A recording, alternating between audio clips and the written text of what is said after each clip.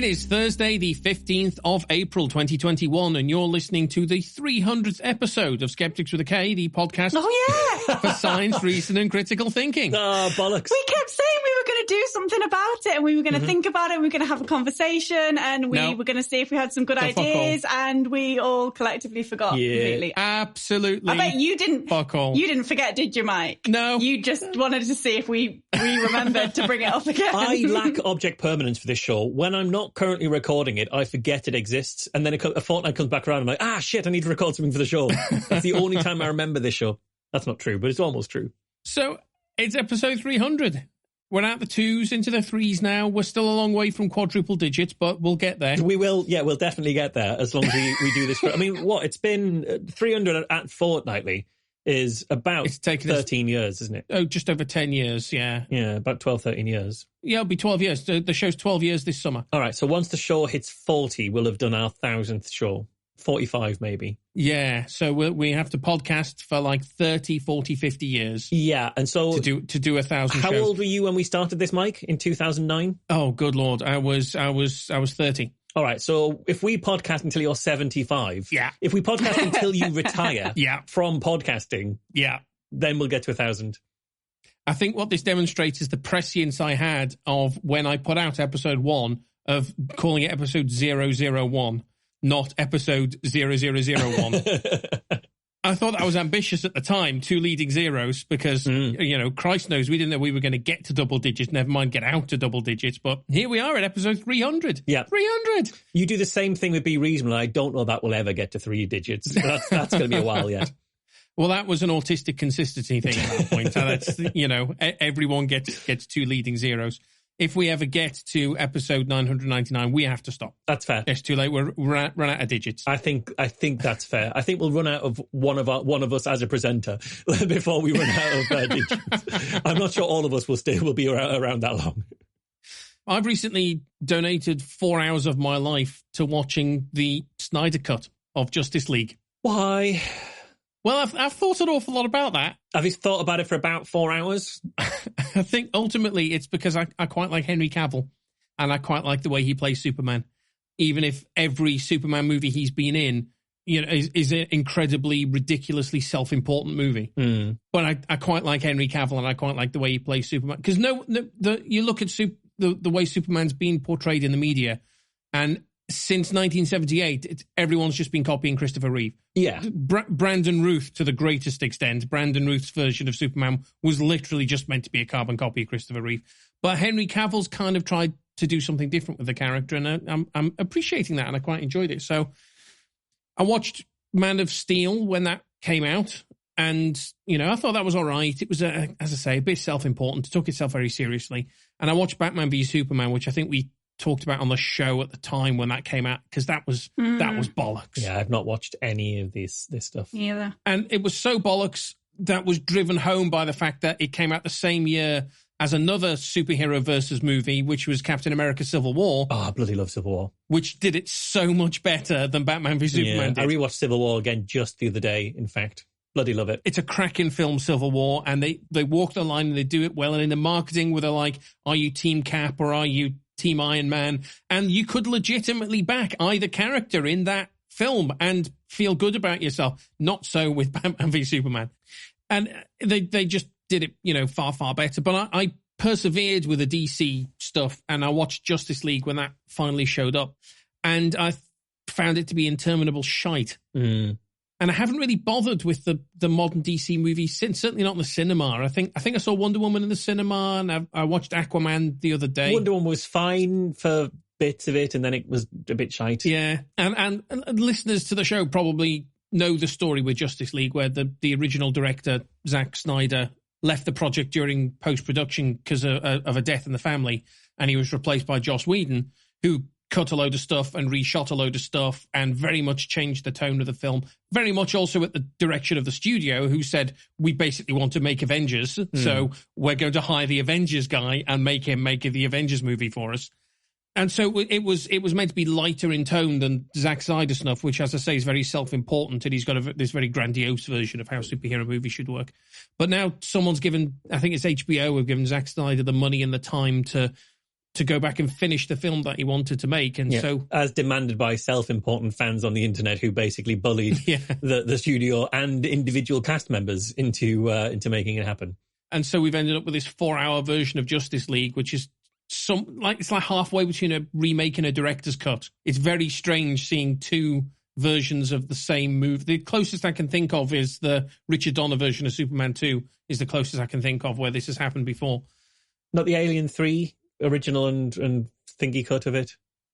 Yeah, the extended cut of Alien 3 is an interesting one because David Fincher refused to come back to do it. So it's not listed as a director's cut. It's called the special edition or the extended cut or something because Fincher was like, no, fuck you. Yeah. You fucked me up first time. I'm not coming back again. Alice has given up on this conversation, is reading the phone because she hasn't seen any of these films and has no interest in them either. The Snyder Cut, it was bloody hard work to watch. And that puts me out of step with an awful lot of the fan community who seem to think Snyder is the fucking second coming because of this. But good God, I thought the Whedon version was interminable and this one is just taking the piss. It was so... The pace of the film is fucking glacial. It doesn't clip along, it grinds along. It may as well be in black and white for how desaturated the colours are. I thought the telly was on the blink for the first fucking half hour. And it turns out now, of course, that they have actually done a black and white version. They've just thought, fuck it. Christ. Let's just take all the colour out and release it. They call it the Justice is Grey edition. Oh, fuck off. I don't think anyone smiled for the first 2 hours of the film. I don't think any character smiled. Never mind tell a joke. There was just lots of men who haven't shaved recently speaking gruffly at each other. There was an awful lot of that in the film. Yeah, if we wanted that, we'd go down to the beer gardens today at 10 o'clock when they opened in the cold. But being 4 hours long, there are some bigger roles for some of the main cast, especially Cyborg and the Flash. They got much bigger roles in this one than the old one. And that you've got one of those long slow motion sequences where the Flash is running really fast, so they make the world around him really slow, which is great, except we already saw that with Evan Peters' Quicksilver in the X-Men movies, and especially the kitchen scene and the mansion exploding scene in the X-Men movies. And so if you're going to do a version of a scene that we've seen twice before, you need to do it better than the other folks did, and they really didn't. It's a good scene. It's just, this again. It's this bit again, is it? And that what makes the film so absurd is that it spends so much of its time pretending that it's not absurd. It's a very serious film that you got to take very seriously, even though it's a film about an alien called Darkseid who comes from the planet Apocalypse and has sent another evil alien to Earth to steal 3 magic boxes from an Amazonian queen, a grumpy robot, an alcoholic mermaid, and a man who dresses like a bat. But we've got to take it very seriously. Yeah. It's a very serious thing. We've got to take films very seriously. I mean, there's a bit where a man gets his brain eaten by a computer-generated spider, but it's very serious stuff, and we're going to take it very, very seriously. So I was not a fan of the Snyder Cut at all. Well, that has made no difference on my desire to watch it, because that was already... Never going to watch it. Already nil. The other thing I've really been up to is we're allowed to be around other human beings outdoors lately. That's why I've been in watching films. You've been in watching film, one film, the entirety of the time we've been allowed to be outdoors. We've spent some time in Alice's yard and Andrew and Emma, so Emma, who's on the show occasionally, in their yard. Yeah. So on the weekend, we played a long World War II themed board game outside in the backyard, which was fun. I mean, it's a really fun game. But the thing is, it started off sunny, but it was going to always be cold. And so we started off sort of sat in sort of T-shirt and jeans, and then slowly put extra layers on as it got colder and colder, to a point where we finished with a full scarf and a winter coat and a bobble hat and a blanket over your legs and a hot water bottle. Still really cold in the shade. Yeah, really cold in the shade. And so just as the game was sort of grinding into the late war stages, we're just putting on more and more layers and just like shivering in this in the darkness of, well, the shade of the yard. Very much a metaphor for the war itself, I feel. Very much so. It was very much a war of attrition in many ways. But we're allowed to be near people again. It's brilliant. I haven't been to a pub yet. I will soon definitely go to a pub or a cafe.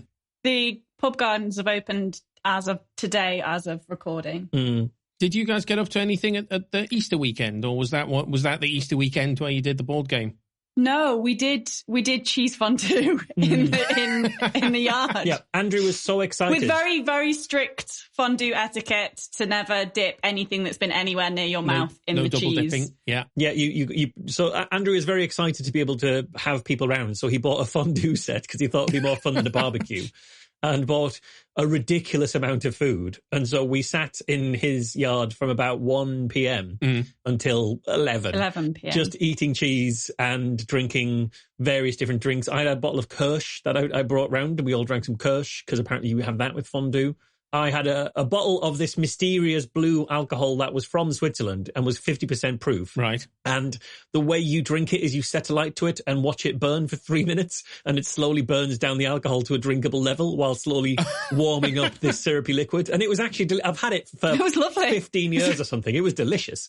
It was really nice. Yeah. So we all had this like ridiculous day of cheese and meats and things and booze. It was lovely. It was a peculiar time, Easter weekend, because the Friday, blazing sunshine, the fucking Costa del Liverpool, I literally had sunscreen on. I'm sitting there in the back garden, in my brother's back garden, with sunscreen on, because it was that hot. By the Sunday, snowing.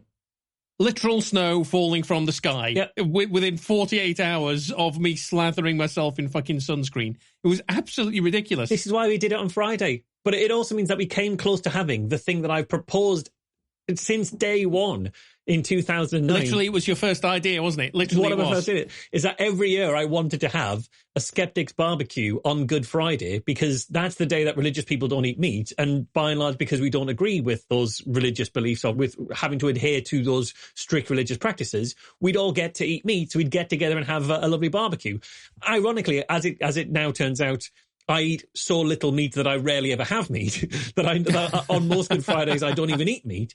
But we at least had a tiny, tiny little bit of pork sausage. I had a tiny bit of pork sausage and a little bit of steak on Good Friday. So I've finally had the closest thing to a Good Friday barbecue. We took 12 fucking years and 300 episodes.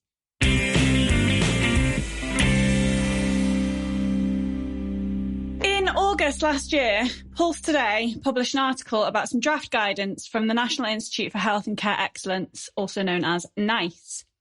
The article was headed, "GPs should not prescribe opioids for chronic pain, says NICE." It explained that the first ever NICE guideline on chronic pain has said that GPs should not prescribe opioids to patients with chronic pain because they could be harmful. Instead, GPs should consider alternatives such as certain antidepressants, an exercise program, CBT, or acupuncture. Yeah. As a skeptic and scientist who lives with chronic pain, it was a bit of a gut punch. Mm-hmm. And I specifically remember the news breaking in August. I was going through quite a bad flare-up with my condition, as I have on and off for the last year, because the COVID-19 regulations have thrown off all my coping strategies. The whole community of people I interact with who live with various chronic conditions that cause or are associated with chronic pain were angry.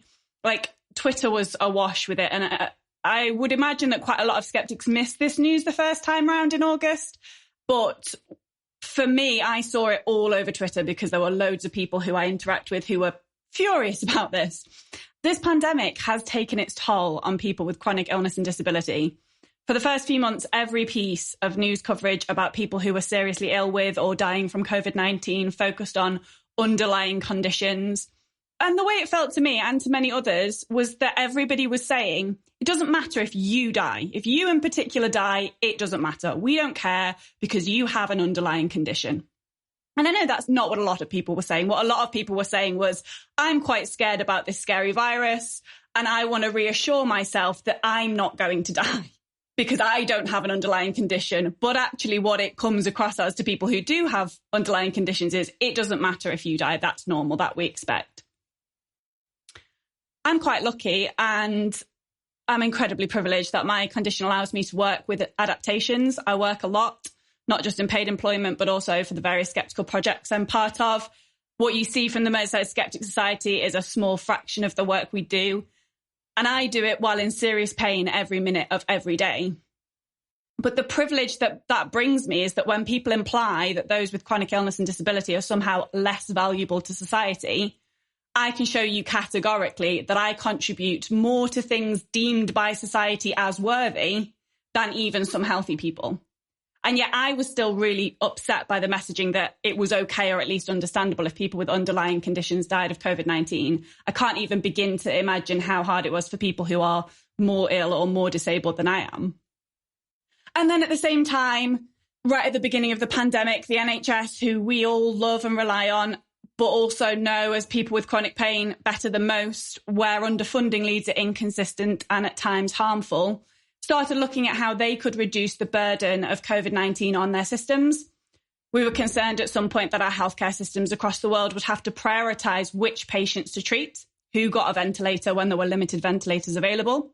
And the Care Quality Commission have now found evidence of blanket do not attempt resuscitation orders being applied to patients with certain characteristics, something it says should never have been done and should never be done, and even found examples where patients and their families said that DNARs had been applied without consulting them. And that is now under investigation by the Care Quality Commission. Similarly, at the beginning of the pandemic, guidance that was very quickly rescinded because it was awful suggested that every adult who was hospitalised for any reason should be assessed using the clinical frailty score. And anyone who had a score of 5 or above could be in a position where critical care was not considered beneficial, that might be used to withdraw their access to critical care. For reference, a person scored with a CFS of 5 would be considered mildly frail. So this was 5 and above, and you were considered that you might not get access to critical care. A CFS of 5 would be considered mildly frail, and you would need help with things like shopping and meal preparation. People with a score of 6 require help with all outdoor activities and housekeeping and some indoor activities like bathing or stairs. And of course, there were many concerns raised that this would put people with stable long-term disabilities like cerebral palsy, autism, or pain-related conditions at risk of reduced access to critical care if they had COVID or were hospitalised for any other reason during the crisis of COVID-19, which was awful. And of course, was all over the media. And ultimately, the guidance was changed because it should never have been made in that way. Those are just a few examples of ways that the COVID-19 pandemic has taken a toll on people with disabilities and chronic conditions, many of which are associated with chronic pain. And then in August, we're getting back to some level of normality. We had the Eat Out to Help Out campaign and people were in restaurants. And then NICE released this draft guidance. And as I said, it felt like a gut punch, this idea that we would be offering acupuncture, exercise and psychological therapy for people with chronic pain instead of painkillers. At the time, there was a consultation on the draft guidance and people were invited to submit a response. Obviously, loads of people in the chronic pain community submitted responses. I know Good Thinking Society submitted a response. I drafted one on behalf of the Merseyside Skeptics Society, largely focusing on the acupuncture side of things. And I hoped that the strength of response meant that they would change the guidance. But then last week, the final guidance was released and it still included acupuncture as well as the other recommendations that people had complained about. And NICE have got a history on this as well. Literally one of the first things that I blogged about on the MSS blog in 2009 was NICE putting out recommendation that says for people with low back pain, you should give them acupuncture, chiropractic, or exercise. Yeah. They say, try one of these alternative therapies like exercise. And I was like, hang on. Mm. And since when's exercise being an alternative? I mean, yes, the acupuncture bullshit and the study you point at says that acupuncture doesn't work. And it was one of those placebo acupuncture and acupuncture did the same. Therefore, acupuncture works so well, it even works when you fake it studies. Yeah. But they were like, and exercise. One of these complementary interventions like exercise. But NICE have got a reputation for, obviously they've stopped doing the chiropractic now, but they have been promoting acupuncture for a long time at NICE. Mm. Mm-hmm. Living with chronic pain is more than just the pain. And a big, huge part of it is battling. Like, it's a battle. You battle for diagnosis. You battle for your doctors to listen. You battle for the healthcare that you need. Battle with doctors around their own personal biases. And everyone with chronic pain has their own individual story on this. Pretty much everybody has gone through some form of having to fight for what they need. And a lot of people are told over and over again by their doctors and their loved ones, you just need to exercise more. There's nothing physically causing your pain. Maybe there's something wrong with your brain. There's nothing we can do. Maybe you could try alternative treatment X. And here we have guidance that essentially codifies these responses. But it's more complicated than that. So I'm going to break it down a little bit. Firstly, let's define what we're actually talking about here. I've related this guidance to my experience a little bit, but actually this guidance in theory practice is a very different thing, but in theory doesn't really affect me because I know what causes my chronic pain. It's a physical problem with my joints. So there's two types of chronic pain, primary and secondary. Secondary chronic pain is when we know the cause. This is things like arthritis, endometriosis, cancer-associated pain. There is a thing that we know that is physically causing that pain. Primary chronic pain, which is what this guidance refers to, NICE describes it as chronic primary pain has no clear underlying condition or the pain or its impact is out of proportion with any observable injury or disease. The mechanisms underlying chronic primary pain are only partially understood and the definitions are fairly new. All forms of pain can cause distress and disability, but these features are particularly prominent in presentations of chronic primary pain. This guideline is consistent with the ICD-11 definition of chronic primary pain. So it's essentially anything that doesn't have an obvious cause. That might be the doctors haven't found the obvious cause, which we'll talk about more later. Or it could just be that there is no obvious cause. Chronic pain can present almost out of nowhere. It might be a response to a thing, but there's no physical condition that's causing it. You just have chronic pain. So let's talk about the actual guidance, starting with the acupuncture, because I think that's the most clear cut. There is no evidence acupuncture works for anything. There is no biological plausibility. There is no reason to think it will help treat pain.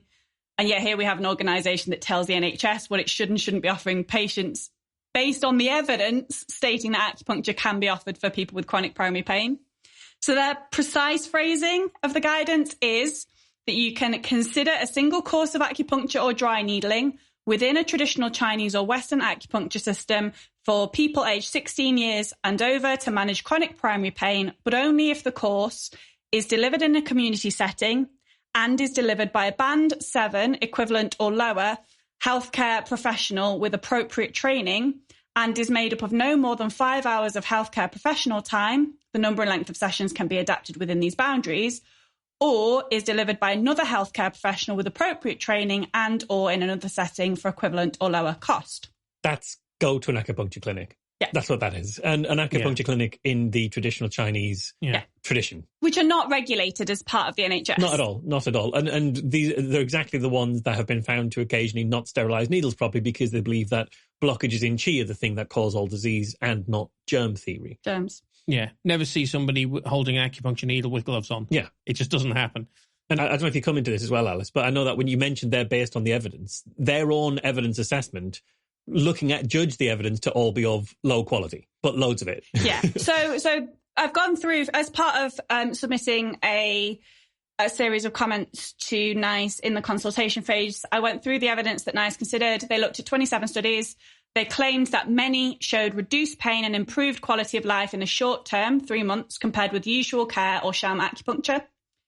But the majority of studies they considered were categorised by themselves as very low or low quality, and not a single one was considered good quality. Yeah, and they still came to the conclusion based on the evidence, which they admitted was low quality evidence. So infuriating. But then the damage here is greater than just offering patients something that doesn't work. I don't really mind, and we've talked about it on the podcast before, I don't really mind people trying alternative therapies to help with conditions like chronic pain. I mind more about the damage it does to them being in those clinic spaces. The issue here is how this guidance legitimizes acupuncture, which, they might try and include some structure to try and make sure patients aren't seeking out alternative therapy that might be risky. But we know how limited the resources of the NHS are. People can't get access to the treatment that's there. They're going to go to other acupuncture therapists. They're going to go to your generic acupuncturist who might then make claims about how their pain is caused by some bullshit. Yeah, absolutely. And the thing is, while the NHS have a limited budget, and even in this guidance, it says for no more than X number of sessions. Well, at the end of X, if your acupuncturist tells you need more sessions, they start charging you for those sessions. And I've never met an acupuncturist or a chiropractor or anyone in this space that says, that's it, you're fine now, I don't need to see you again. it'll be the thing that's causing you pain. Well, I can continue dealing with that. Or actually, while I was administering acupuncture for your pain, you mentioned that you feel a bit unwell, and I then did a diagnosis of your tongue and told you that it's because of the allergies that you have, and we can do acupuncture for that and also sell you the herbs for that. And it's just a gateway into all that stuff. Yeah. Yeah, it acts as a gateway to other alternative therapies that might then carry even greater harm. We know that acupuncture can cause harm, and there is evidence of acupuncture sessions causing patients to feel unwell. But there are other alternative therapies that carry greater harm, especially if you're ingesting herbal remedies that you're not sure what's in them. And this can act as a gateway to that. Talking about the new guidance, the British Acupuncture Council wrote, this new guideline is a significant development for both patients with chronic pain and acupuncture practitioners in the UK. BACC accredited acupuncturists are particularly well qualified for treating the wide spectrum of symptoms seen in patients with chronic primary pain conditions due to their degree level training and wide scope of practice. Yeah, and by accredited, they mean accredited to the same degree that the Society of Homeopaths are accredited by the same body, the PSA. And they are, I've looked at members of the BACC, and we found issues with many of their members and the messaging that they put up there. You know, not as many issues as homeopaths, because advertising around acupuncture is much more lax in terms of limiting what you can say. But still, people going well beyond their scope of practice, well beyond their scope of knowledge, and making claims they can't substantiate. Mm-hmm. So that's the acupuncture. But there are 3 other recommendations in the new guidance that concern me. These are, direct quote, exercise programs and physical activity for chronic primary pain. Offer a supervised group exercise program for people aged 16 years and over to manage chronic primary pain. Take people's specific needs, preferences and abilities into account. Encourage people with chronic primary pain to remain physically active for longer-term general health benefits. Also see NICE guidelines on physical activity and behaviour change individual approaches. So that's recommendation 1. Recommendation 2 is psychological therapy for chronic primary pain. Consider acceptance and commitment therapy, ACT, or cognitive behavioural therapy, CBT, for pain for people aged 16 years and over with chronic primary pain delivered by healthcare professionals with appropriate training. Do not offer biofeedback to people aged 16 years and over to manage chronic primary pain.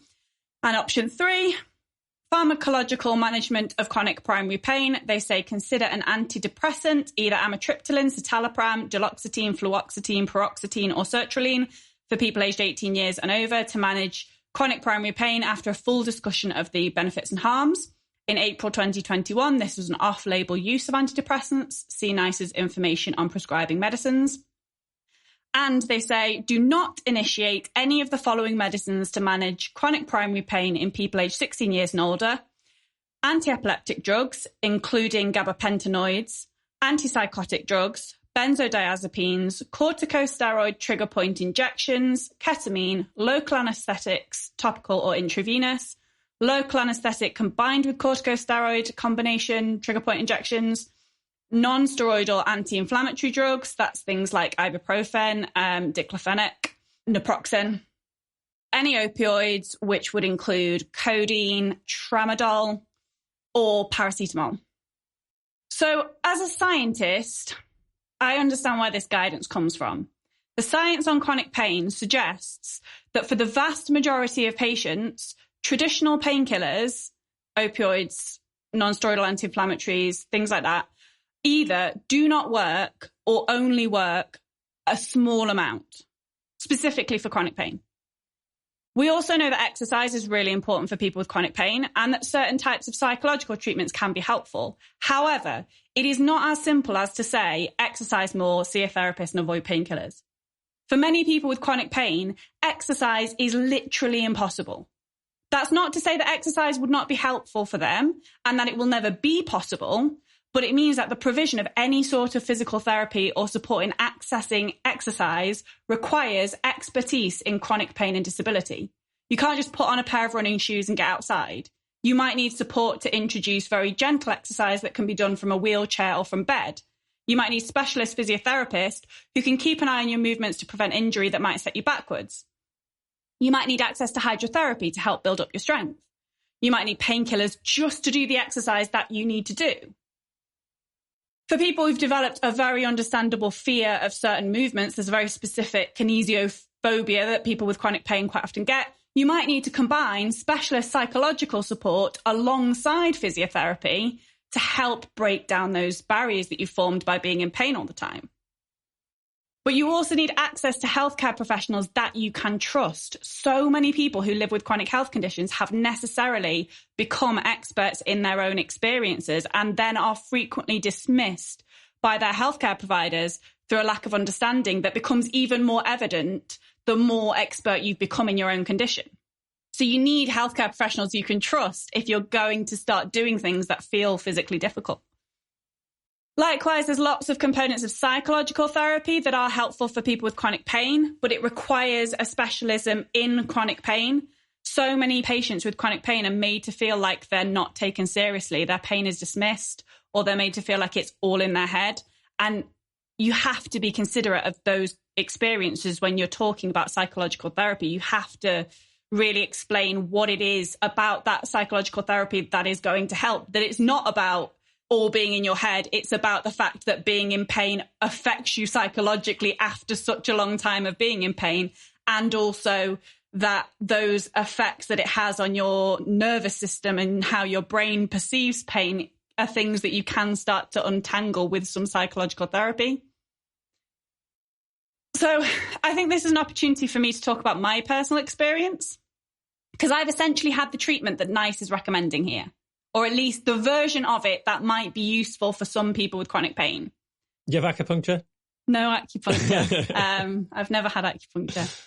But the exercise, the reducing painkillers, the psychological therapy I've had in relation specifically to chronic pain.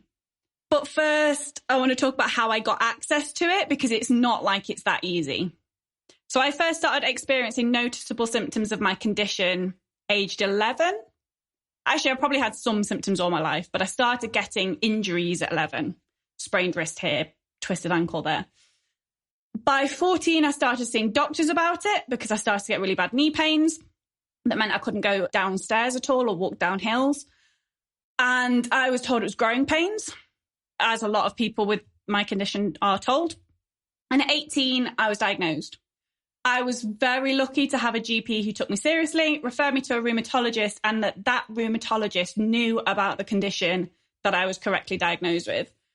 I've subsequently been diagnosed another 2 times, once by one of the leading experts in my condition. So I'm confident it's not a misdiagnosis, which is the case for an awful lot of people with chronic pain, that they're misdiagnosed before they're accurately diagnosed later down the line. And many people live a long time with a condition before they're diagnosed. So I'm really lucky I was diagnosed correctly within 4 years of me first seeking medical advice. Still 4 years. Still, it wasn't until my mid-20s, years of treatments and options that didn't help, years of fighting for what I actually needed, years of being told over and over again that this GP, and this happened with many different GPs, would not refer me to pain management because I was too young. One GP who suggested holistic therapies.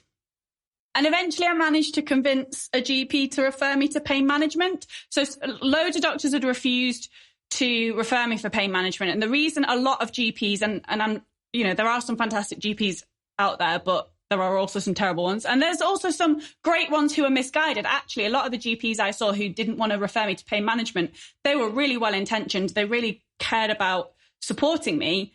But they didn't want to refer me to pain management because I was young, because of this misconception that pain experts will just put you on pain pills for the rest of your life, and it'll damage your organs and leave you at a risk of addiction.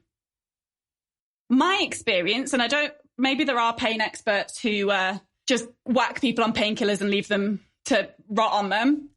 My experience could not be further from the truth. The pain doctor I saw was amazing. He considered my experience carefully. He listened to me, he talked to me, and he offered me some solutions. By this point, I was taking the only painkiller that ever worked for me, because it's true, many of them don't help for chronic pain. And I hated that painkiller. It made me feel high while I was taking it. And if I took it after lunchtime, I couldn't sleep at all. I spent the entire night awake. So it wasn't a painkiller that really worked for me, but it at least would take the edge off the pain sometimes. I was also taking one of the antidepressants that NICE is now recommending, but I didn't like it because it made me feel really groggy and it didn't actually help with the pain all that much. But I still liked having the painkiller in case of emergencies. It was like a safety net. And actually, I probably still got some in the drawer somewhere. Is that one that you took when we were at the Flat Earth conference? There was definitely a pain on the Friday, I think, when we were having to go to the hotel. You had to take a pain medication. And then as we walked there, you were high and you were really irritating. Yeah. Was that really irritating? It would have been, yeah. Yeah. That would have been the last time I took that. Yeah. But I was in a hell of a lot of pain after that because we've been sat in the shitty little chairs for so long. Hours. Yeah. And then we had to walk like 25 minutes, half an hour to the hotel that you were sure was just 5 minutes around the corner, but you hadn't looked up that it was 5 minutes in a car. And so we had to walk there and you were so high and irritating as well. I'm really high. Yes, Alice, we're still walking. Yeah. That actually, I thought I hadn't taken it. I'd forgotten about that. I thought I hadn't taken it since before I saw this pain expert, but that's the last time I took it. It's not a fun drug. And I'm very specifically not naming drugs because I don't think it's helpful to talk about specific drugs. Yeah. So I liked that pain expert because he never threatened to take my painkillers away from me. He didn't tell me to take more or different ones, but he also didn't threaten to take them away, which I think is really important for people with chronic pain because being in pain is exhausting and scary and horrible. And if you found a painkiller that works a little bit, it's not that you're reliant on it necessarily. It's just that you know that it works. And it's either there as a safety net or it's something that helps you get through the day. Some people will be taking these every day and it's the only thing that allows them to get out of bed. For me, it was, I could get through most days without taking it, but it was there as a safety net if I needed it. What he did was offer essentially exactly what NICE are recommending through access to a pain management program or PMP. The PMP I attended is brilliant. It's well known in the field. It's in a hospital in the Northwest that is particularly expert in these sorts of things. So for people like me, you would go 1 day a week for several weeks. And if you had really severe pain, you would attend every day for a week or 2 weeks. I think I went for 6 weeks, but I can't remember exactly. So I was in a class with several other people with chronic pain. All of us had completely different causes for our pain. Some had primary chronic pain with no known cause.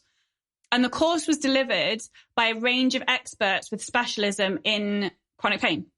They taught us about how chronic pain works, how it's different to pain from an injury, how it alters the nerves in the body, how it essentially screws everything up. We did physiotherapy training where they showed us gentle exercises that worked on the whole body that started at 5 repetitions every day of the most simple minor exercises. They worked with us to identify ways we could exercise for ourselves at home, helped us modify the exercises to suit our individual needs, taught us principles around pacing, about the idea that when it comes to chronic pain, on a bad day, doing nothing can be counterproductive. Instead, you can reduce your levels right the way down, but still try to do a little bit of exercise, even if the exercise is just a walk to the end of the street and back with a break in the middle. Or if you're more disabled than I am, even if that exercise is just sitting up and doing some very gentle stretches. They helped us to tune into what our bodies were telling us, helped us recognize and accept that pain will always be there using CBT and ACT type techniques. They spent weeks teaching us that they knew their stuff, and they never once told anybody to stop taking painkillers. But they taught the scientific principles of how painkillers work and how they can sometimes, but not always, cause more problems for people with chronic pain. It can sensitize you to certain types of sensations, and also that it frequently doesn't help for people with chronic pain. They were never patronizing or paternalistic. They never told us what we should or shouldn't do. They taught us a range of tools and how to recognize which ones were working for our individual cases. And they put us back into control of our own conditions. And it is the treatment I've had throughout my many, many years of living with this condition that has actually truly helped in the long term. I'm now painkiller free and glad to be, because that works for me. And I would not be able to work in the way that I do if it wasn't for that experience on that course. That course that I went to a residential unit 1 day a week for 6 weeks with a group of about 15 other people. But for many people with chronic pain, they've spent years trying all of the options and will never have access to the sort of treatment I was able to access due to either resources or accessibility, that it's not available in their area, that the one that is available in their area just doesn't have the same level of expertise, due to a lack of support from their doctors, to doctors not actually knowing that these things are available, refusing to refer you because you're too young, or for whatever other reason.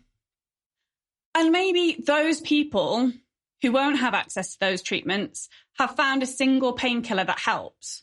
Doesn't completely stop the pain, but it takes the edge off enough that they can get through life a little easier. Having blanket guidance that recommends avoiding or removing painkillers means that huge proportions of people in pain will not have access to any adequate treatment.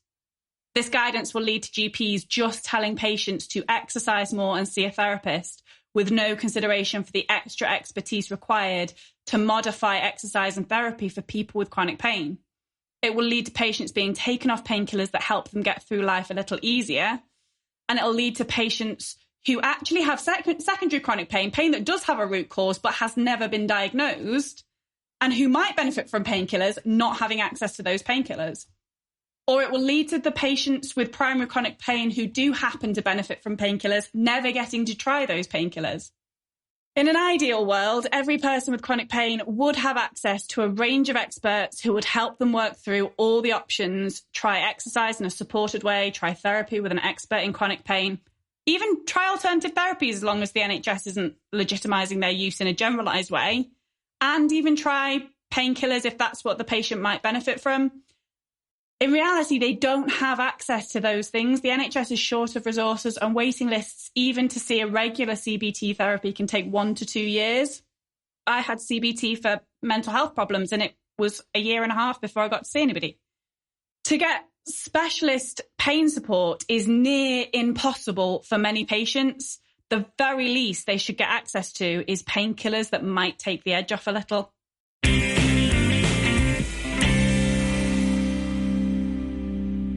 If you did the statistics properly, I suspect that medicine, independent of public health, kills more people than it saves.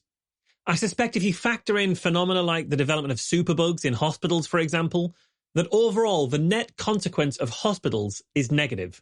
Now, that's just a guess, and it could easily be wrong, but it could also not be wrong. And that's a pretty good example of where my thinking about what we don't know has taken me with regards to the critique of what we do. Because medical error is the third leading cause of death, and that doesn't take into account the generation of superbugs, for example. If you've not heard that quote before... Oh, that was a quote. That was all a quote. That was all a quote. Marsh. This isn't me coming in... You nearly gave us a heart attack. This isn't me coming in late with the April Fool's submission. That was all a quote. And if you've not heard that quote before, I'd like you to pause and think about who might have said it. Now, you guys, I think, can probably work out who said it from the conversations we had pre-show. But listeners, if you aren't aware, just have a think about who, as a skeptic, we might be talking about, who would have that opinion. That hospitals kill more people than they save, that medical error is the third leading cause of death, that the net consequence of hospitals is negative. The answer is, these are the words of a man described by the New York Times as the most influential public intellectual in the Western world. Canadian professor and self-help guru Jordan B Peterson. Oh, that fucker. Yeah. So the quote comes from Peterson's podcast in which he interviewed Brett Weinstein.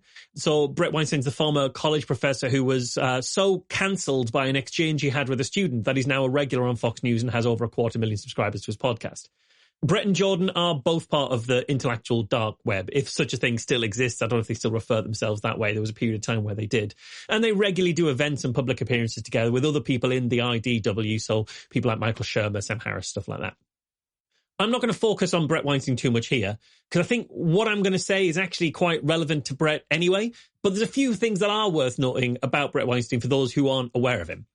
First of all, Brett's response to Peterson's hypothesizing about the lethality of medicine was to explain that the coronavirus was manufactured in a lab in Wuhan and that it was either accidentally or purposefully leaked. This is a point he's made several times in his recent public pronouncements, this member of the intellectual dark web. Another thing to note about him is that he does regular videos with his wife and fellow star of the Cancel Culture Ended My Career interview circuit, Heather Hying.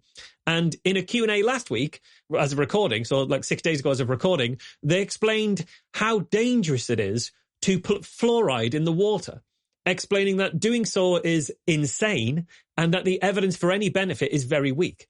They are anti-fluoridation, these members of the intellectual dark web. And in another conversation with Heather that they recorded a little while ago, in which she described herself as, in her words, a TERF, she said herself, I am a TERF. That was her words about her position. In that conversation, they talked about how awful it is for society for women to have had too many sexual partners, because that's just really undesirable for society that women have too many sexual partners. These are people that are seen as credible intellectual thought leaders by some. That's enough on Brett right now, because obviously I want to focus on Jordan Peterson, who again is seen as a credible intellectual thought leader by plenty of people still. Including people in our own community, I think. Absolutely. Less and less so, but certainly. Absolutely. And I promise you we'll get there. So let's start with those claims that medicine has killed more people than it saved, and that medical error is the third leading cause of death. My favourite part of the quote you read out is basically, I fucking reckon. Yeah, absolutely. I reckon. This is a theory I've got that's come from nowhere. Pulled it out of my arse. I think unicorns exist. No, I could be wrong, but I also could be right, and that's pretty profound. Oh, what I missed out there was Brett's response in the middle, which he said, well, even the fact that it's plausible is pretty amazing. It's like, oh my God. You've just come up with a thing, said it might not be true, but the fact that it might be true is pretty significant. Yeah, no, it's amazing that it might be true. I mean, it isn't true, and we're just pulling it out of your arse, but imagine if it was true. If even half of what you've just said is true, then it's a really serious thing. Do we often recommend things by if even half of it is true, or do we kind of wait until we know it's true or not? Anyway, it won't surprise you to hear that neither of these things are true. For that first one, the idea of hospitals, medicine killing more people than it saved, the idea medicine has killed more people than it saved, it should be obvious why it's bollocks. But let's work this through. He said with the absence of public health, so we'll put public health to the side.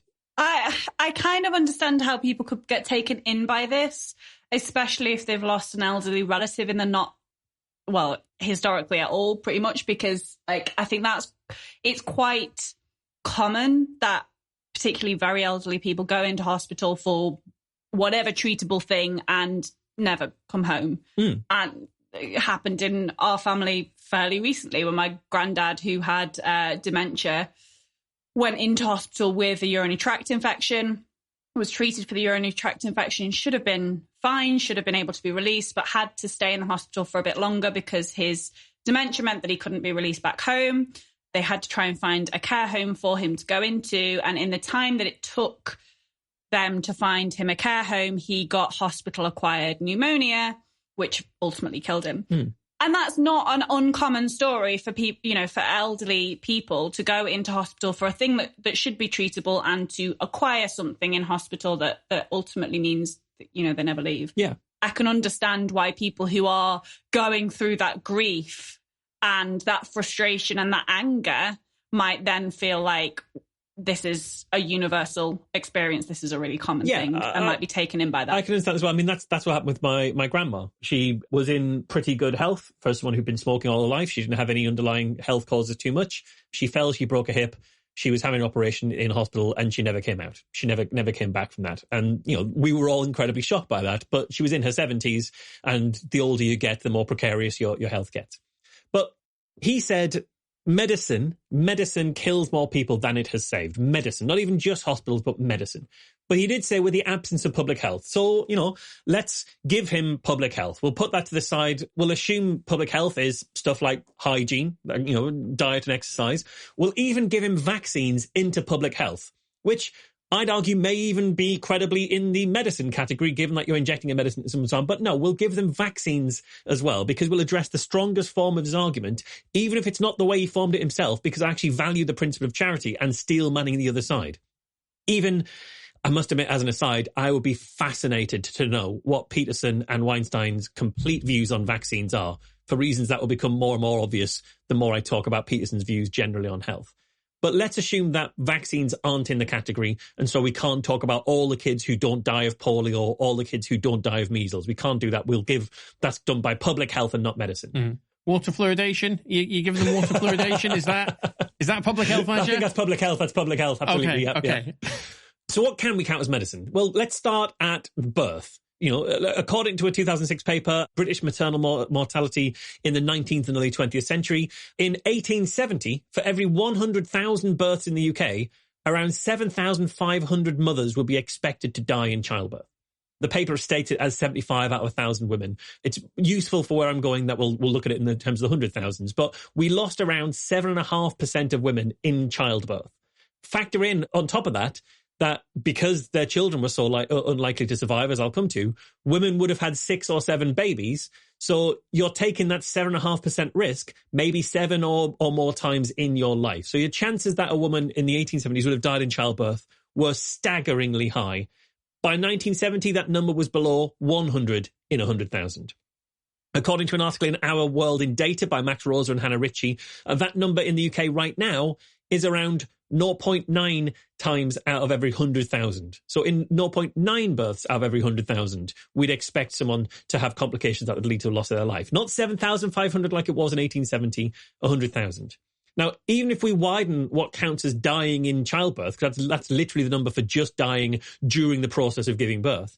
If we look at a BMJ article, according to BMJ, in the 3-year period between 2016 and 2018, 547 women died during or up to a year after pregnancy from causes associated with their pregnancy, of the 2.2 million women who gave birth in the UK.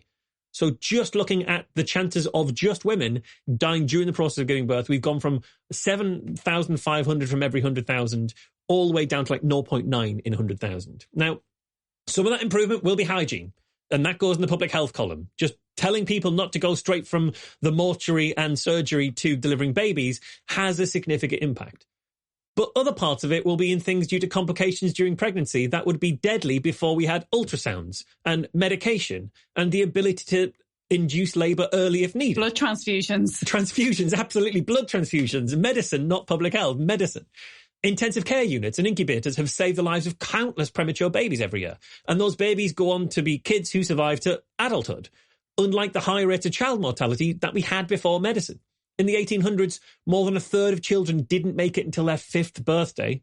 Medicine has a huge role in lowering that to a child mortality rate of now just 0.6% of kids won't make it to their 5th birthday. So it's gone from 33% to 0.6. That's in the UK. That's just around being born and coming to your 5th birthday. The involvement of public health interventions, as I say, hygiene, vaccines, they obviously play a strong role there. And I'm not going to labour the point too much further, but consider all of these other things in medicines plus columns in terms of how many people's lives it saved. Insulin, keeping diabetic people alive. Heart medication, preventing heart attacks. CPR and defibrillators, keeping heart attack patients alive longer to be cared for. And heart surgery, preventing people from dying of heart disease. Antibiotics and their effect on treating infections. And the huge strides we've made in cancer care. I could literally go on for a long time just listing the ways in which medicine has been a net positive to people's lives. For medicine to be the net negative Jordan Peterson pulled out of his arse, it would have to cause deaths in the kind of magnitude as to tip the scales on all of that. And Peterson said that's before you count the rise of superbugs. Well, let's steel man Peterson even further and add in the deaths from superbugs into that column. According to the Centre for Disease Control, that's 35,000 people per year in the US, or 0.01% of the population. You aren't tipping the positive benefits of medicine there. Hopefully you get my point. His claim is total horseshit from someone some people still value as intellectual. As for that other claim about medical error being the 3rd leading cause of death, that one fares no better. Right? Let's go for some US statistics first. I think those would be the ones that he'd be more familiar with. According again to the CDC, in the US, in a non-COVID year, so I haven't even gone for a COVID year, let's go in 2019, heart disease killed 659,041 people, followed by cancer at 599,601 people, and then accidents came in 3rd at 173,040 people. That's all accidents, not just medical accidents. Well, his claim was that medical accidents are the number 3 cause of death. That's where he was saying, medical error, that would count as a medical accident. Now, accidents, all accidents, the 170,000 people, that's car accidents, accidental shootings in America, which is a chunk. It's falls, it's drownings, it's everything. By the CDC stats, the number of medical accidents for Jordan Peterson to be right would need to be higher than the number of all accidents. And I'd hope even Jordan Peterson would see that's a logical impossibility with his command of logic and reason. David Gorski wrote about this particular zombie statistic, this idea that medical error is the third leading cause of death. He wrote about it in Science-Based Medicine in 2019, long before Peterson repeated this falsehood in this interview. The source of that initial claim, the third leading cause of death, seems to be a study out of Johns Hopkins, which estimated that between 250,000 to 400,000 deaths per year in America are due to medical errors. But as Gorski points out, these figures are vastly inflated and don't make any sense on the surface. For one thing, there's only 2.7 million total deaths per year in the US, which would mean that those estimates, if accurate, would translate to between 9% and 15% of all death being due to medical error. But it gets even worse than that, because that study that came up with the 250,000 to 400,000 figure was only looking at hospital-based deaths, not even all deaths. If you died in a car and were pronounced dead on arrival, you weren't a hospital death. If you died at home in an accident, you weren't a hospital death. There were only around 715,000 hospital-based deaths per year at the time that the study was conducted. So the study, for it to be right, would have to be suggesting that between 35% and 56% of all deaths in hospitals would have to be caused by medical error for it to be right. Half of people who go to a hospital and die there would have to be killed specifically by medical error.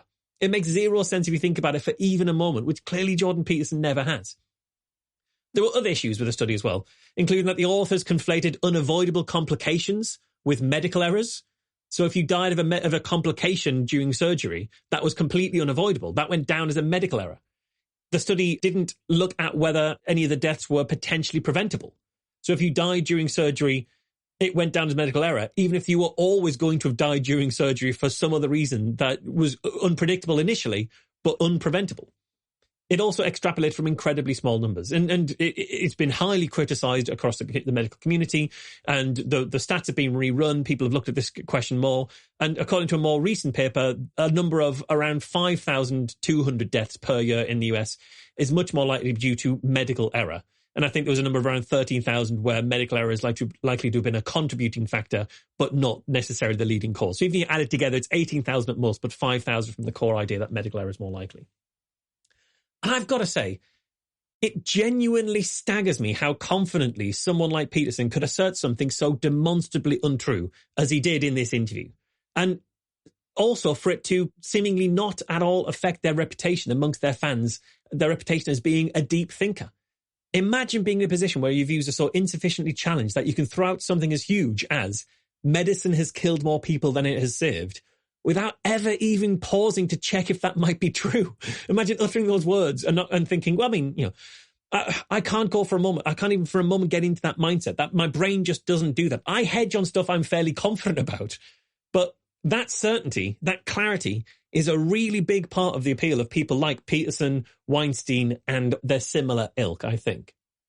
It's actually a thing that I have to actively try to do, and I think is important for a lot of scientists to try to do, because as scientists, we tend to err on the side of caution. Even with things we're really confident on, we will still say it is extremely likely instead of saying something is the case.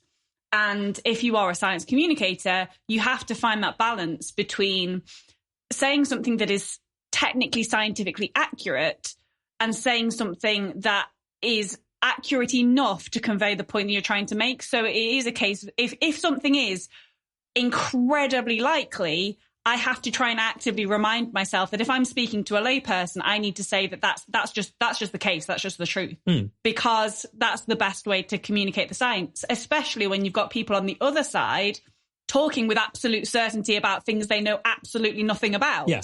Because that is so, it really does take people in, and people believe that confidence. Yes. So we have to use that confidence where we can, responsibly, to never sound certain about something that is uncertain, but to convey confidence around something that is extremely likely, rather than doing the very science type thing of hedging our bets and trying to avoid doing that. Yeah, because the scientific way of expressing it would be vaccines are overwhelmingly unlikely to cause you harm. Yeah. But then people hear, so vaccines can cause me harm. Exactly. Whereas the confident way of saying it is vaccines are safe. Yeah. And the reason they're safe is because the chances that they'll cause you harm are so vanishingly small, and the things they protect you from, despite what Jordan Peterson might think, are actually far worse than the chance of being harmed by the vaccine. And, you know, credit where it's due, Jordan Peterson did say it's possible that what he just said might not be true. But that's a bit like me saying all trees are made of marzipan. Now, I might be wrong about that, but I also might be right about that, because remember, marzipan is the third most abundant substance in nature. Like, that I might be wrong line gets somewhat superseded by what I just said to get to the point where it's hard to get the impression that I honestly think I might be wrong about it. I bloody love marzipan. As well as hearing this... we have all three opinions on marzipan. So, as well as hearing this, the third leading cause of death falsehood from Professor Jordan B Peterson here, I've heard it from countless other people, from homeopaths, alternative healers, anti-vaxxers, chiropractors, flat earthers, and even David Icke. And if I held a belief that went so against the mainstream, but was put forward by so disparate a collection of conspiracy theorists and pseudoscientists, it would give me pause to check whether I thought it was true or not. I'd look around at who was on my side and think, this isn't normally the company I'd be keeping. I might want to reassess my beliefs. And some listeners, especially if we've got listeners who are fans of Jordan Peterson, will describe that as a guilt by association fallacy. You know, just because you share an attribute or an opinion with someone or something bad, that doesn't make you bad. You know, if Hitler was a vegetarian, that doesn't make all vegetarians Nazis. And that's obviously true. But I think people also infer the flip side of that maxim, that associations can never tell us anything at all. And I think in doing so, honestly, I think they go too far. I think it's really valid to look at what epistemological or ideological company your beliefs are keeping. And if you find that the vast majority of people who agree on a certain issue are from way outside of the mainstream and conspiracy theorists and pseudoscientists, and the mainstream disagree with you and them, it's a sign that maybe you should give your beliefs some examination. And Jordan Peterson, for me, is the absolute epitome of this. I think the fact that he rose to such prominence in parts of skeptical and atheist worlds is something that needs to be a lot of self-examination over, especially for those who found themselves persuaded by the things he was saying. And to be fair, the vast majority of skeptics and atheists that I know recognized very early on that what he was peddling was essentially conservative Christianity coyly masked behind cod psychology and sophistry. But there are parts of our communities and larger parts of the wider society that didn't spot it, even after he set off red light after red light. And that's okay if you then later, like, we are not going to be the kind of podcast that is ever going to say, oh my God, you didn't see through it from the beginning, therefore you're awful. Like, as long as you realize eventually, like, that's fine. We're all taken in by different rhetoric occasionally, and we've all got our own weak spots that we lean towards being a bit overly credulous of, but you've got to learn from it. You've got to learn from it, self-examine. Yeah. You've got to understand, well, what was it about what Jordan Peterson was saying that appealed to me so much at the time? Now that I recognize he's full of shit, what was it that he was saying that ticked a box for me, and how do I close that blind spot that I clearly had?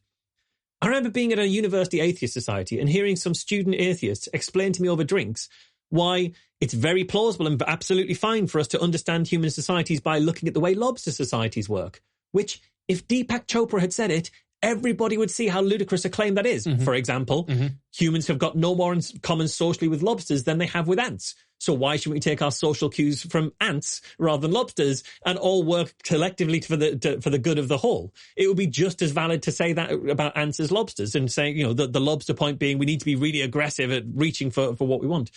Cherry picking your comparative species is essentially making your point first and finding the information to fit it. And we'd all recognize that if it was Deepak Chopra saying it. I remember being told at the time by the same groups how there are huge structural differences in the way that men's brains and women's brains work. And as a result, women are just not suited to certain types of work, like being software developers, and that women evolved to attract rich, successful mates because women naturally seek out wealth. The kind of claims that could have come straight out of a men's rights forum or an anti-feminist forum. But because they were said by the professor who got famous by misrepresenting what a Canadian law would mean for equality, these must be deep psychological insights that people in the atheist groups and skeptics groups fell for and repeated and circulated. Peterson railed against postmodernism, But when asked about truth, he said in an interview, well, I believe that what is true is what's best suited to survival, before talking about whether finding out your wife has cheated aided to your survival or not. And if it didn't, maybe it's not true. Which is essentially expressing that truth isn't objective, but that it's subjective, which sounds a bit Pomo to me. And we'd recognise that if it was said by someone like Deepak Chopra. Sounds like a steaming pile of bollocks to me, is what it sounds like.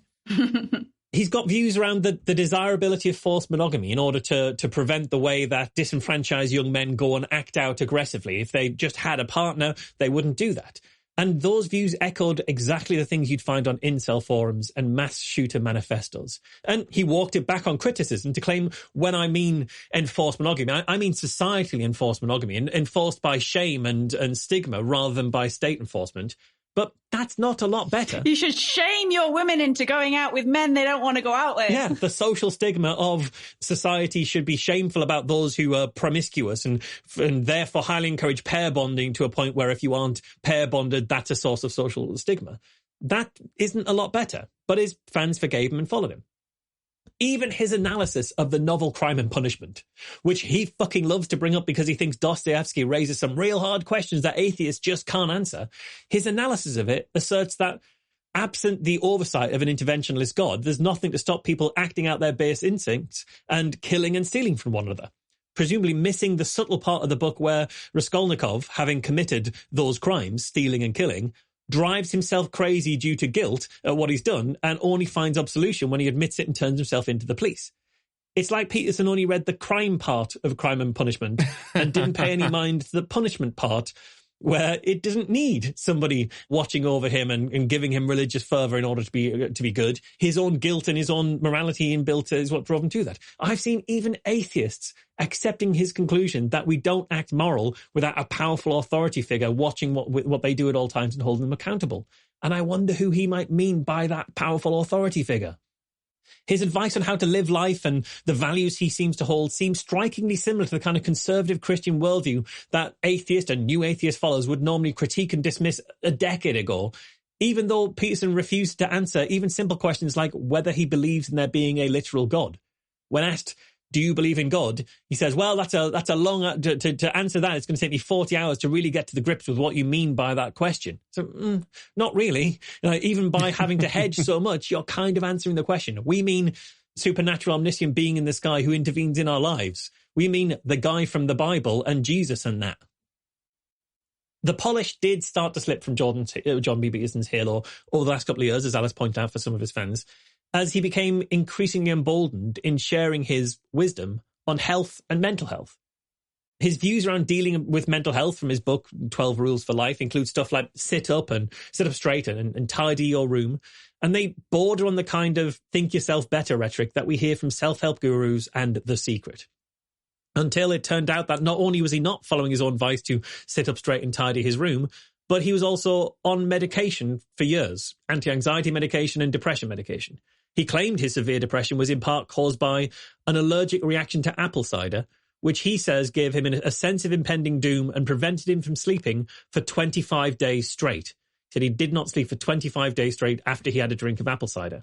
In views that wouldn't have seemed out of place in the woo allergy and food intolerance lectures that we've seen given at Mind, Body, Spirit festivals, that you can have such dramatic food intolerances that they'll have these kind of severe effects on you.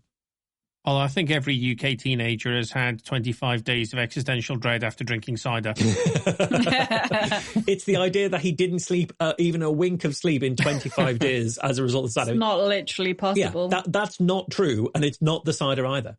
And his solution to his severe depression has been to follow his nutritionist daughter's advice to go on the lion diet, in which you eat nothing but beef, salt, and water in order to cure severe depression. He claimed it was curing his severe depression. And so did his daughter. If this had been said by anyone else, those same skeptics who followed him would have torn it to pieces. And to be fair, some of the people got off the Peterson train at that point and did tear it to pieces. But his daughter at the time was charging people up to $600 per year for membership to her dietary website, in which she claimed she offered advice on how to follow the lion diet.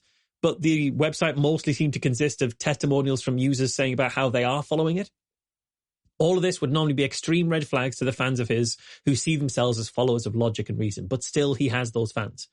And it gets worse than that. Peterson was physically addicted to opioids, he later admitted.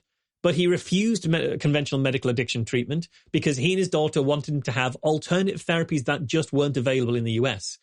Instead, they headed to Russia, seemingly via the arrangement of his son-in-law, for an unnamed alternative therapy treatment which led to him being comatose and almost dying.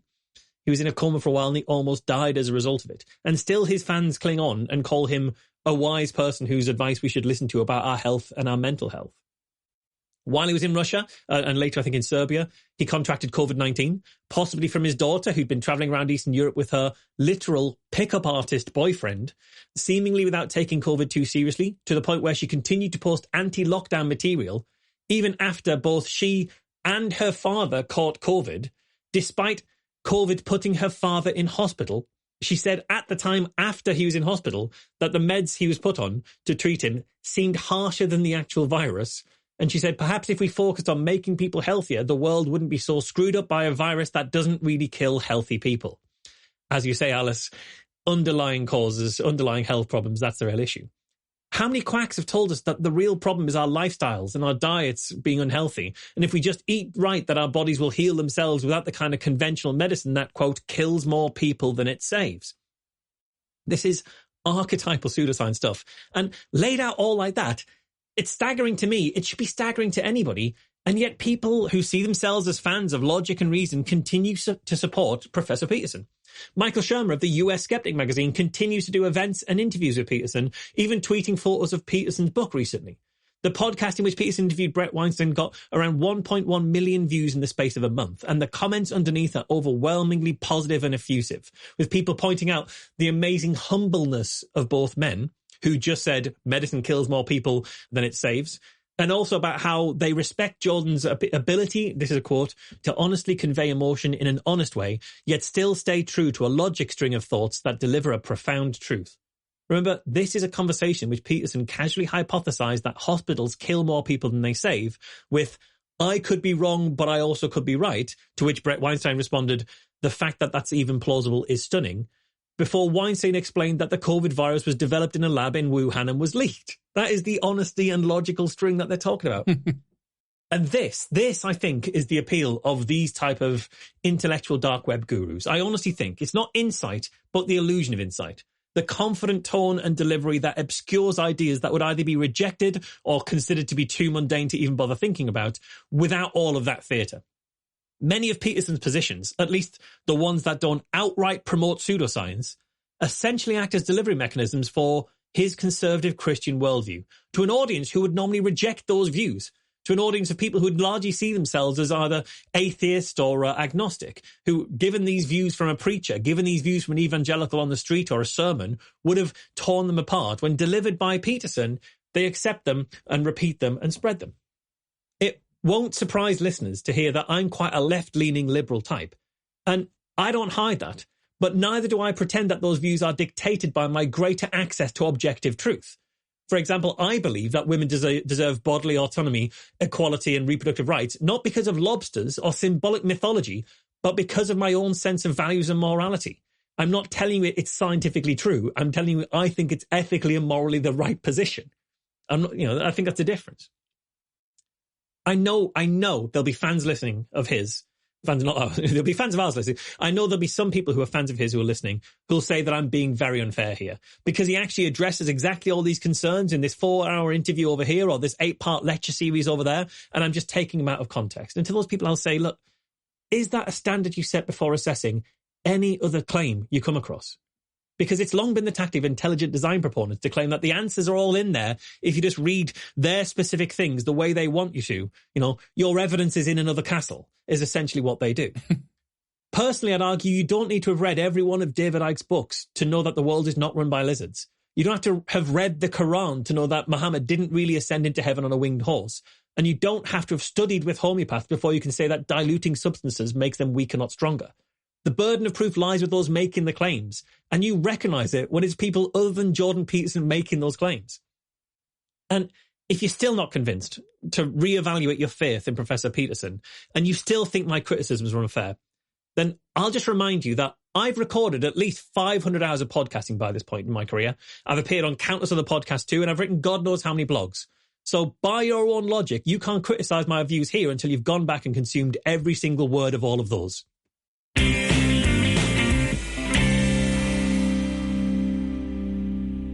So I've got a confession to make. Is it that you killed Prince Philip?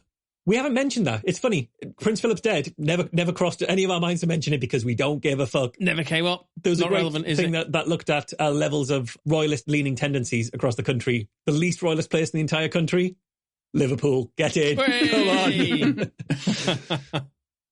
No, so last episode was our April 1st episode, and of course we've got a long history on this show of doing April Fool's jokes. I'm increasingly disenchanted with April Fool's Day because I think it's often not a pleasant thing. It's just, I tricked you, But, I tricked you, The story that I did was actually a repeat of a story that I did in like 2011 or something like that. And Marsh and I had zero idea. Yeah, we did not absolutely notice. no idea. Didn't notice it at all. We were part of the conversation the first time around. Literally part of the conversation. We did not notice. Yeah, we didn't listen to you then. We didn't listen to it last week either. I literally pulled out an old script and just reread the same script with the same jokes verbatim. And to the extent that if you go back and listen, because it was episode 136, 137, I think, or 135, 136. Did you split it in two? Yeah, because at the time, we were overrunning, and so I chopped the story in two and did it over 2 episodes, but I was able to do it all in one because it was designed as all one script. Like the Snyder Cut. Yes. It was the Snyder Cut of episode 136. But mostly it was, not pranking listeners. It was pranking you two. Yeah. Well, thanks for that. And we were well and truly pranked. Yeah, we completely fell for it 100%. Unlike some listeners, at least one listener spotted it. We did have a couple of people did write in and Super say, fans. Oh, hang on a second, isn't this and it was like, yes, well done, you spotted it, fantastic. 3 skeptic points to you. And so that was good, that was brilliant. And if you want to go and listen to the original episodes and compare the differences between them, you can see how much ad-libbing we do and how much, does Marsh tell the same jokes at the same time? Always. Well, in fairness, they were both ad-libs because I didn't know you were repeating it. It's just I had the same thoughts twice, clearly. So, yeah, that was fun. So, apologies, listeners, but I was mostly pranking these two. So, we've also recently recorded a new episode of Incredulous. That was recorded a couple of weeks ago for Skeptics of the Pub Online, so listeners can look forward to that coming out soon, and we'll give you another shout when that's available. And on Skeptics of the Pub Online, remember to go to twitch.tv/SITP tonight. That is Thursday the 15th. And you'll see a talk there from Harry Cliff from CERN called How to Make an Apple Pie from Scratch, where he'll be talking about particle physics and stuff like that. And then next week at the same time, so 7 p.m. UK time on the 22nd of April, it's Professor David Spiegelhalter talking about statistics. And he is going to be fantastic as well. He's one of the main statistical experts in the UK in terms of the public communication of statistics and the misuse of statistics. And I'm really looking forward to that one. I'm going to be hosting that one, and it should be a really, really fun one. And what's going on at the Skeptic? Yeah, if you like the work that we do on this show, in particular things like the story I just did, you'll really like what we're publishing at the moment on The Skeptic. So if you go to skeptic.org.uk, we've got loads of really interesting articles there. There's one that got a lot of positive feedback written by Tiago Maigros about the conspiracy theorists who believe that traditional masculinity is under deliberate strategic attack by those who want to destabilize the West by removing men's ability to be manly men, as based on some conspiracy theories run by people like Candace Owens. But some of the really interesting stuff there, I mean, Alice's story about the University of Liverpool redundancies is all written up there, and we've got a piece from Edzard just published today as a recording, looking at the studies from India into the efficacy of homeopathy and questioning why homeopathy seems to work in India but not work anywhere else, or whether it just means that we shouldn't take too many of the studies from India seriously when they talk about homeopathy because of the political vested interests in promoting homeopathy. So yeah, and we've got there's a really nice article in there from Aaron Rabinowitz as well about when people ask questions like, who decides when it comes to drawing the line somewhere? Often that is a very fair question, but it's used to derail any attempts at getting any meaningful action. Because when you're never going to accept an answer to who decides, when all you want to do is to try and get to a position where no one decides, what you really do is just allow everything to continue as is. So who decides what constitutes hate speech on Facebook? if you have no answer to that question, what you're really advocating for is people should be able to do hate speech on Facebook. It's a really interesting and well-reasoned article that people should check out. I really like Aaron. His articles, he really cuts through a lot of bullshit. With his articles as well. And we've got another fantastic one coming up from him where he looks at the Hotep conspiracy theories, which, if you've never seen what that's like, check out on the site when it's published, because that is a baffling worldview where essentially Afrofuturist conspiracy theories tend to sound almost identical in some ways to Alex Jones because they're all pulling from the same source material, which was a slightly staggering thing that Aaron pointed out to me, and it's quite the read. One of the things I love about Aaron is if you go and listen to Philosophers in Space when he's having conversations with Thomas Smith, is every time Thomas is making a point, Aaron's got a tendency of going, We're in that kind of way of kind of, you've almost got it, Thomas. Go on, keep talking. You're nearly there. You're nearly there. And I'm sure that's not what he's doing, but it sounds like he's an encouraging teacher who's like, go on, Thomas. Go on. You nearly got it. Well done, Thomas. Also, it's a really good show. Aside from that, then, I think that's all we've got the time for. I think so. All that remains then is for me to thank Marsh for coming along today. Cheers. And thank you to Alice. Thank you. This has been episode 300 of Skeptics with a K, and we will see you next time. Bye now. Bye.